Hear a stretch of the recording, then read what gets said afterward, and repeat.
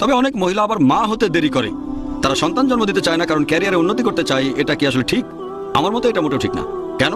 কারণ শুধুমাত্র মা হওয়ার কারণে একজন মহিলা অনেক সওয়াব পেয়ে থাকে।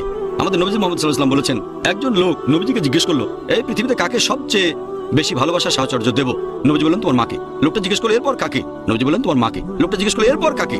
নবীজি আবার বললেন, তোমার মাকে। লোকটা আবার জিজ্ঞেস করলো, এরপর কাকে? তখন নবীজি বললেন, তোমার বাবাকে। তার মানে 4 ভাগের 3 ভাগ ভালোবাসা এবং সাহচর্য পাচ্ছেন মা, আর 4 ভাগের 1 ভাগ পাচ্ছেন বাবা। এক কথায় মা গোল্ড মেডেল পাচ্ছেন, সিলভার মেডেল পাচ্ছেন, আবার ব্রোঞ্জ মেডেলটাও পাচ্ছেন। বাবাকে একটা সান্ত্বনা পুরস্কার নিয়ে সন্তুষ্ট থাকতে হচ্ছে। 9 মাস ধরে মা আপনাকে গর্ভে ধারণ করেছে, বিনিময়ে 1 পাহাড় সোনা দিলেও শোধ করতে পারবেন না, পৃথিবীর সমস্ত ধন সম্পদ দিলেও শোধ করতে পারবেন না। এখন কেউ যদি এই মাতৃত্বকে ত্যাগ করতে চায় সামান্য কয়েকটা টাকার জন্য, মাত্র কয়েক হাজার টাকার জন্য, আমার মতে তার ব্যবসার বুদ্ধি খুব খারাপ।